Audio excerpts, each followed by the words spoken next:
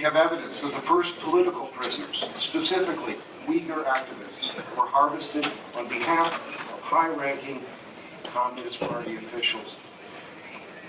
In 1999, Chinese state security launched its largest action of scale since the Cultural Revolution, the eradication of Falun Gong.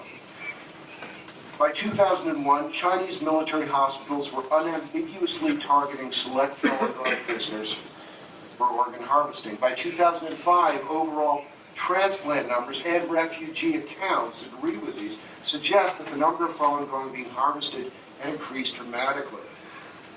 In early 2006, the Epoch Times Falun Gong newspaper revealed that the first charges of organ harvesting of Falun Gong came out. It was followed that summer by the distribution of the Kilgore Modest report.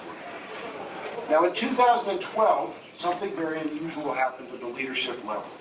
Specifically, a man named Wang Lijun attempted to defect at the U.S. consulate in Chengdu. 2 weeks later, information surfaced that he'd overseen thousands of organ transplants. This man was the right-hand man to Bo Xilai, the heir apparent to China, to assume the supreme leadership position in China. 6 weeks later, the Chinese state declared an end to organ harvesting of death row prisoners convicted of capital crimes, over a 5-year time frame. No mention was made of prisoners of conscience. Any attempt at third-party verification was rejected, and enforced disappearances of Uyghurs and Tibetans accelerated. So, at this point, I cannot supply a death count for house Christians, Uyghurs, or Tibetans, but I can give you a sense of the scale. Using a survey method, I estimate that 65,000 Falun Gong were murdered for their organs by 2008. These calculations were published in State Organs. It's a book that's out now. The evidence in full will be published in my book on August 12th, The Slaughter, available on Amazon for pre-order. What does this have to do with Israel?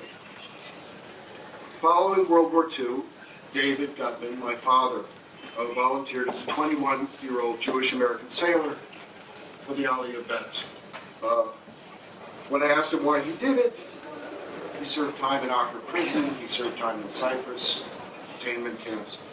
He told me that seeing the refugees rushing down the gangways into the new land with their possessions in hand cleansed his memories. Perhaps they were only in his mind's eye, but they cleansed his memory of Jews being forced to rush into death camps. Now, Israel's changed a lot since my father's time, but the people here have not forgotten how tenuous the line between an all-powerful state and mass murder really is. And they know that every descent into mass murder, no matter how small in comparison to the Holocaust, must be studied, examined, and sifted through. And unlike the rest of the world, they do not need to wait until all the bones and ashes are exhumed. They can see it in their mind's eye. And the proof of what I'm saying is that this is the only state of the world to unequivocally take a stand against organ tourism to China. And wherever me and David go, we mention Israel for this reason. It is our example. It is our brass ring, as we say in America. So my policy recommendation today is simple enough. China's vast population and its loose medical standards, that's an understatement, have created a great temptation for Western pharmaceutical companies. The prospect of systematic clinical testing of transplant patients on the cheap. Now, these companies say, Roche is an example, they say they're in China to better the lives of those who've received transplants. They're there to test anti-rejection drugs. They're there to carry out a humanitarian mission. But they are not just testing drugs. They are not just testing patients who carry the organs of family members.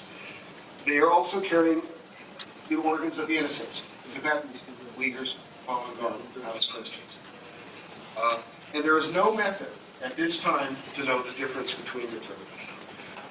Now, I expect this sounds very familiar to some of you in this room, because not that long ago, Israel weighed the personal costs to Israeli citizens searching for an extension of their lives against the concern that the Chinese organ market was fatally contaminated. And the evidence has only deepened since you made that decision. You made the right decision. Now you can prevent pharmaceutical companies from exploiting an equally tainted opportunity and again set an example for the world. And until the Chinese authorities provide a full accounting of this crime against humanity, this is precisely the action that I ask you to take.